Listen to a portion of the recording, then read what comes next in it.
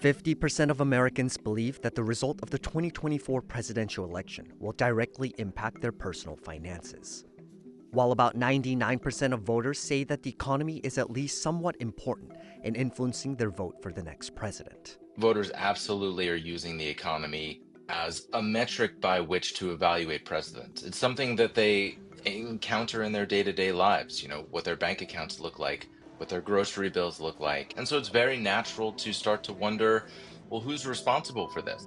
And so people can eventually get this sort of picture in their minds of a president as a kind of economic wizard behind a curtain that's pulling levers, and we're just all on the receiving end of this when This is definitely an interesting topic. Obviously, the economy became a big portion of presumably why Trump was elected. Economics was a big portion of his stance, arguably a stronger stance for his side than Kamala Harris's. And so clearly, this is a belief that we have. I'm interested to see what they say about this. But my personal expectation would be probably not as much impact as we would expect. I think, one, obviously, there's checks and balances in the US system. And so, obviously, there's already guardrails in place to prevent one branch of the government from becoming too powerful over another branch. And so this is where we already have mechanisms in place to basically limit power in certain roles within our government. And also on top of this, the overall government itself is a large organization. And as organizations get larger, whoever's at the top of that organization, in my opinion, has less and less control over specifically what happens. But what they do have control over is probably like generally the tone and the general direction folks are going in. But the larger an organization gets, the harder it is for that one individual to have complete control over it and what it actually does. And I think that would be true for a president as well, which is probably a more impactful thing for like the upcoming presidency, is sort of the makeup on like the Senate, the presidency itself, and some of our other aspects. And like all these things adding up together will likely shift policies into a particular direction. But not all of that will be Trump in and of himself. And I doubt that'd be true for other politicians. And to also take another step back from that, the economy is very complex. And for instance, in the most recent times, a huge aspect of what we were impacted by, economically speaking, was COVID. And COVID had so many impacts to individuals. It impacted the way we worked, which jobs were more prevalent, how individuals in certain roles were portrayed, how well they were paid for those roles. Then there was kind of like the cutting back and kind of the shift of when folks were not going out as much and there was more remote work to less remote work, people going out more, and how this shifted like industries and how certain industries were negatively impacted by COVID and some were positively impacted. And then the reverse happened when things came back to normal. It also had like the supply shortage issues and a bunch of other issues that existed. And meanwhile, it also had the impact of folks having a large savings because they weren't going out as much. And so there's a bunch of things that compounded just due to this one effect. And definitely there's no president that had control over that. I think certainly folks can argue on how effective were our presidents and leaders in handling COVID and how quickly we returned versus other countries. But COVID itself was not within the realm of scope for a president, and that had a huge global impact and has a lingering impact today.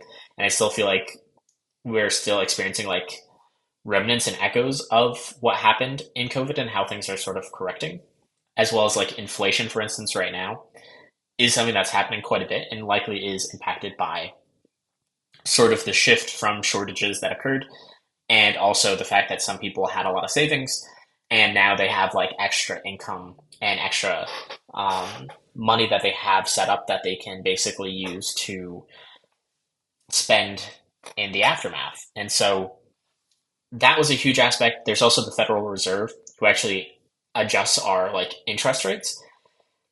And so those two things, I would say alone, probably impacted the majority of our economy from my perspective over the last few years. And so the president or whoever is the president is just working towards a fraction of that, in my opinion. But we'll see if they state otherwise. I'm curious to understand how much they are going to say the president actually impacts the economy. The reality is something like presidents are basically a roulette ball, spinning around a wheel, desperately hoping that their presidency lands on black. So how much influence do US presidents actually have on the economy?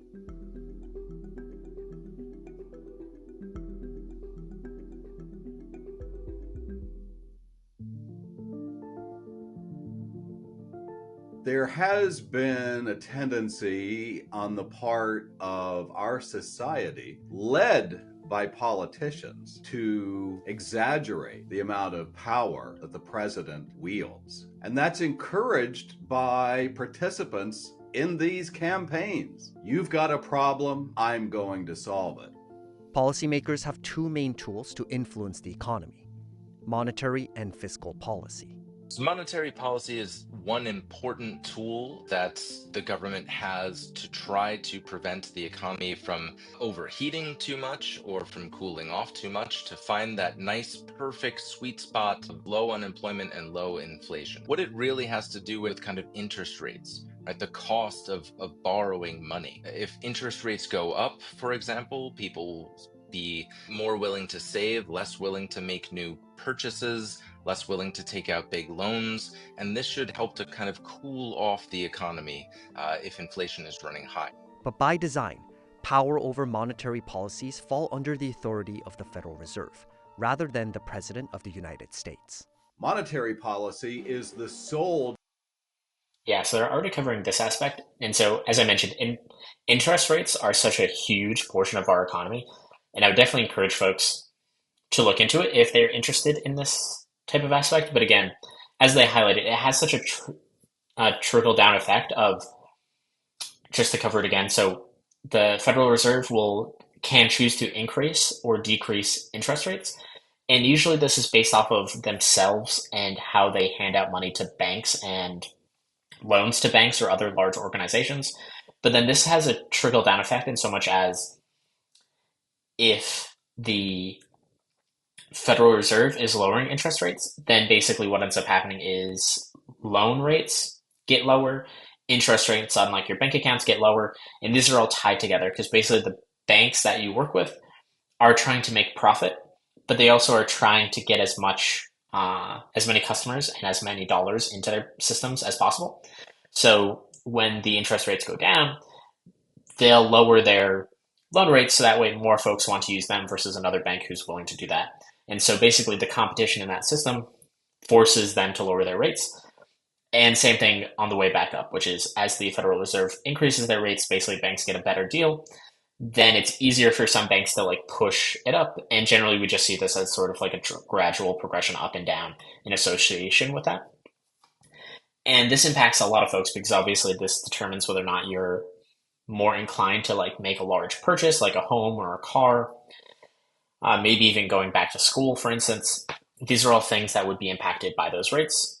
And this also, in other scales, also encourages folks to then put more money into like the stock market versus keeping more in cash versus keeping more in bonds. And so all these things interplay. And so as far as I can tell, this does seem to be like the largest lever the government has to impact how each of us feel on a day-to-day basis in terms of how the economy is going. And again, the president has no control over that. It's a completely separate entity of the government. They don't like report into the president, quote unquote, for this. And so they are the ones who have it. This is like, this is a big aspect for sure. So just wanted to share that, and we'll see what else they have to say on monetary policy. Domain of our central bank. And we do have a politically independent Federal Reserve, which the data and history show is more effective when those who are in office have no real control over what the central bank does. It's almost inconceivable that the president would ever want higher interest rates, right? Those higher interest rates are going to influence credit card rates, the amount of money that the federal government spends on its debt. It will influence the rates and amount of money that students have to pay if they're taking out loans for their education. If people are purchasing homes, mortgage rates, people want those rates lower, not higher. The Federal Reserve is empowered with this ability to make the decision that even though no one wants interest rates to be higher, sometimes that is the best policy to prevent these other problems.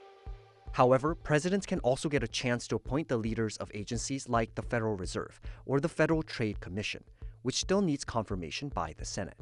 These leaders go on to make important decisions that greatly impact the economy. We can see a little bit of their influence happening for sure. Ideologically, we'd expect these people to be similar to the president, which is why the president picked them in the first place. And so we can expect the president's ideology to matter there. Presidents could have more influence over fiscal policies, which is all about how the US government makes and spends its money.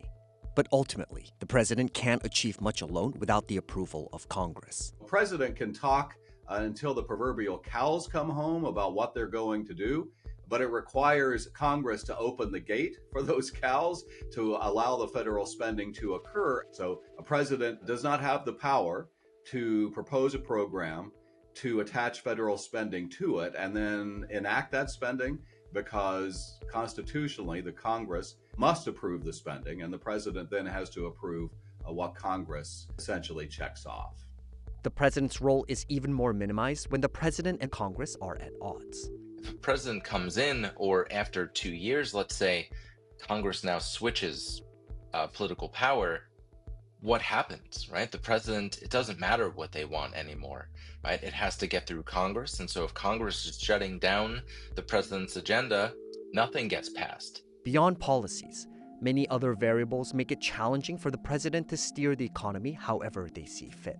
The U.S. economy is like a giant supertanker, and that supertanker is going to have a great deal of momentum by virtue of its size and velocity that a president simply has no control over. So what's going on in the global economy? It's supply chains of minerals or oil prices or wars or pandemics.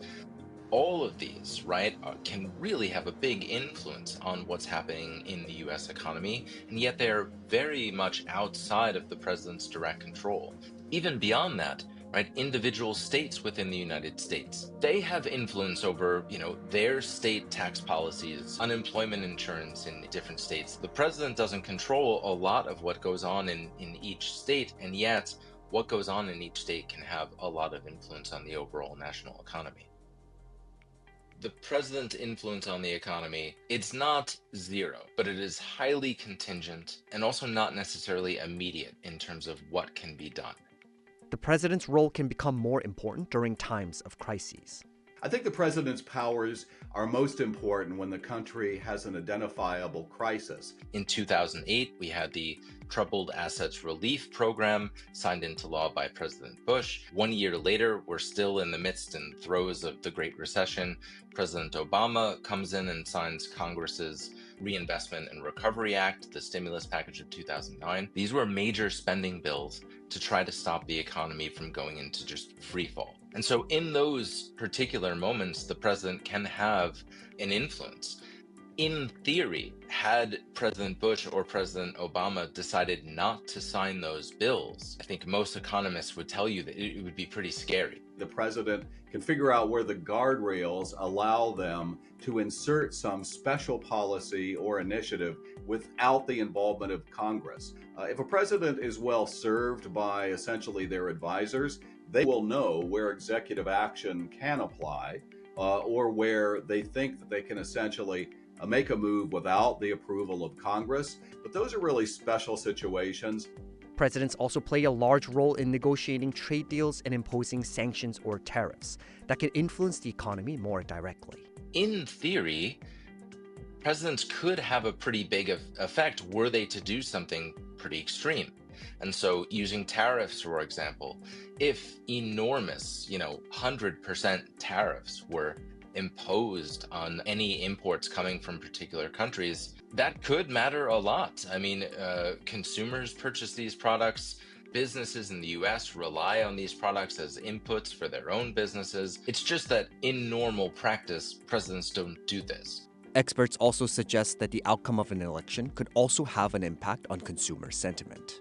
In our polarized era, a question that sometimes comes up is, might consumers actually change their spending habits or their habits for the future based on who is running, right? So if someone believes that a Republican president would be better for a business, will they hold off on investment or something until that president comes into office because they'd feel more secure about the economy? And so in this way, some have been interested in researching this idea that consumers change their behavior in ways that can affect the economy based on who is in office.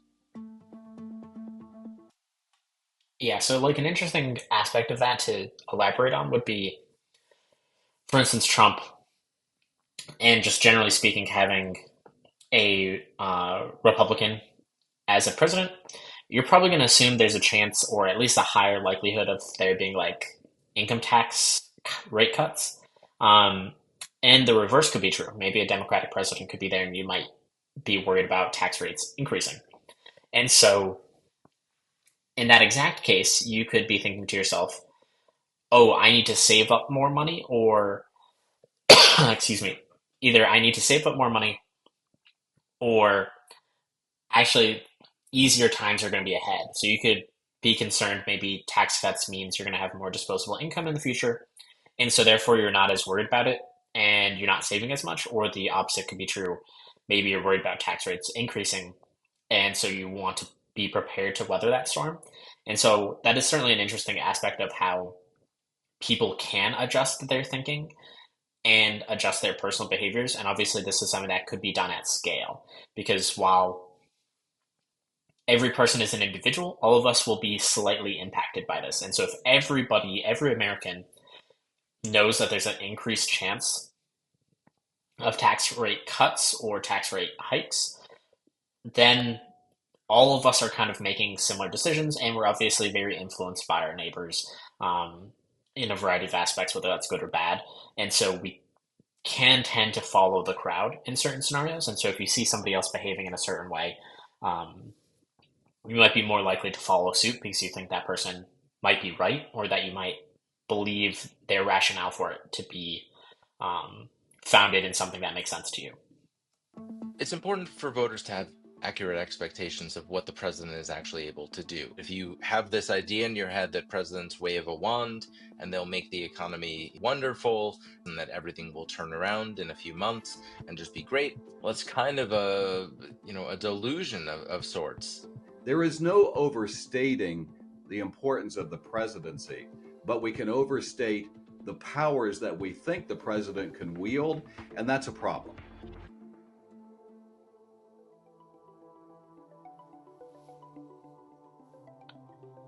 Well, thank you for watching. If you enjoyed what you saw, please hit like or subscribe. I'll see you around.